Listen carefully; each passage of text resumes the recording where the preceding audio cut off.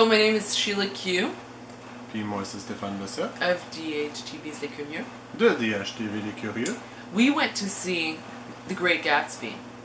Now, it was kind of interesting speaking with a staff member at la Maison du Cinéma before going in to see the movie, who was not too sure and thinking that maybe it was a little grandiose and over the top in terms of the fact that it was Baz Lurhmann directing, and he is somebody who enjoys detail and is probably a little on the excessive side, but I think that he chooses projects that are supposed to be on the excessive side. Had he not gone excessive, I think we would have felt that, especially with today's, with his kind of budget and with today's technology and with the cast he was working with, there was no sense in making this small. And I also realized as well too, and actually discussed it, having read the novel, discussed it with my brother, who also read it. It was required reading for us in high school.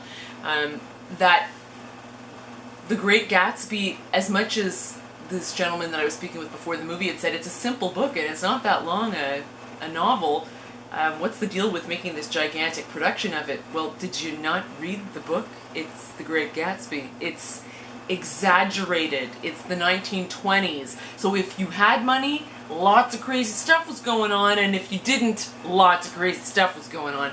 But that was one of the things that I found was successful, is that it's a book with many layers, a story that really shows a great class divide, and you needed that. It needs to be pronounced, that needs to be stretched and reinforced and in your face. The haves, the have-not, and I think sort of a little touch of mania there as well too. So yeah. Ouais. Quand on est allé voir le Magnifique Gatsby, qui est basé sur un film. Ben oui. Mais non. Un film basé sur un film? Oui, c'est ça, un film basé sur un film inimaginable. Mais non, c'est un film basé sur un livre. Il y avait beaucoup d'imaginaire, d'exagération et tout ça. Donc, il y a eu beaucoup de détails dans ce film-là qui sont là d'époque et amplifiés aussi. Puis ceux qui ont lu le livre vont comprendre certaines choses de l'histoire. Ceux qui ne l'ont pas vu vont peut-être comprendre à la fin que le personnage de croche. Fait que moi, je dirais que c'est quand même un bon film d'époque. Ça nous montre des décors. Il y a eu beaucoup de temps et d'années même de mis sur ce film-là pour essayer d'aller chercher quand même beaucoup de détails, même si c'est pas un livre qui est énorme. Fait que, vu qu'on n'a pas beaucoup de choses pour pouvoir travailler dessus, mais ils ont été sur beaucoup de détails pour vraiment pousser l'histoire dans sa splendeur. Fait que ça a été c'est quand même bien réalisé. Moi, j'ai eu juste la misère avec une affaire, c'est que Spider-Man joue là-dedans.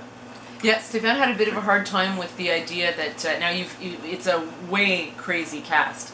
And I think Leonardo DiCaprio is so the right choice for moi, Gatsby, j'ai pas de la misère avec but Stéphane had a little trouble with Tobey Maguire as Nick Carraway, as much as he is the perfect tortured soul to play that character. He has a face where you're just like, he's in pain, and I feel sad. I feel sad for Tobey. And so I think he was the perfect Nick Carraway. He channeled that character. F. Scott Fitzgerald somewhere was like, wrote it for him.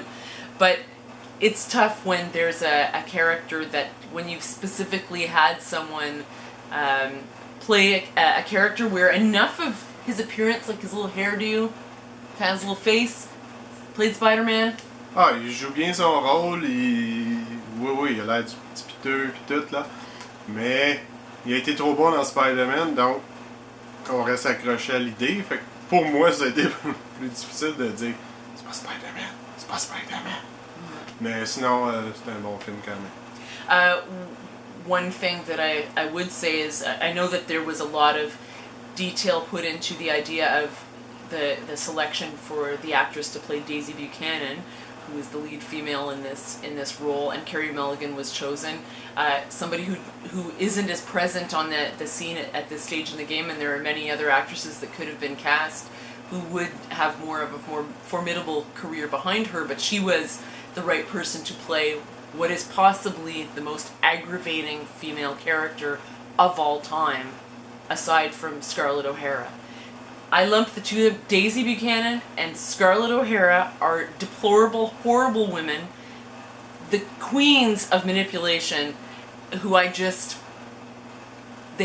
my ire has never been more aroused, or my bile for that matter, than over Daisy Buchanan and Scarlett O'Hara, who are both hags. Je voulais pas le dire, mais elle l'a fait. Yeah. Horrid, Donc, manipulative Daisy, B-words. C'est la pire manipulatrice qu'il y a pas. C'est dit. So there you have it. F. Scott Fitzgerald, I think he would have liked it, to tell you the truth. There's some great, amazing layers. Another point, and the last that I will have on The Great Gatsby, Baz Luhrmann's rendition. Many people making comments about the soundtrack and the fact that there are contemporary bits of music from more 2013 mixed into a movie that is set in the 1920s.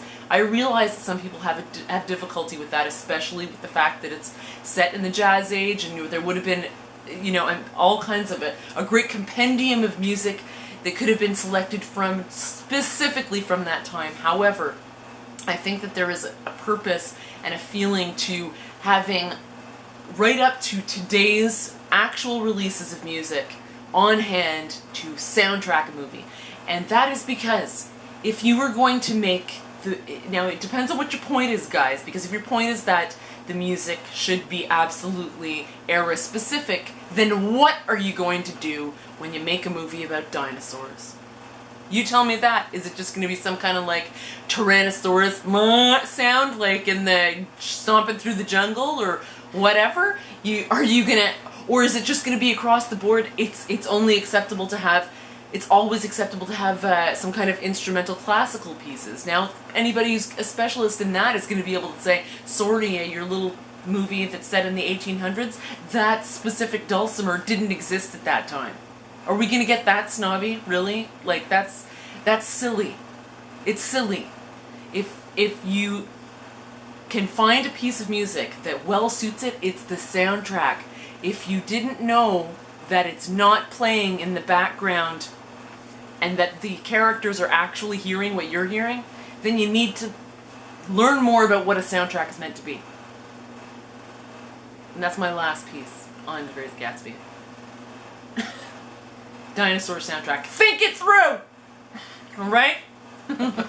Toodles!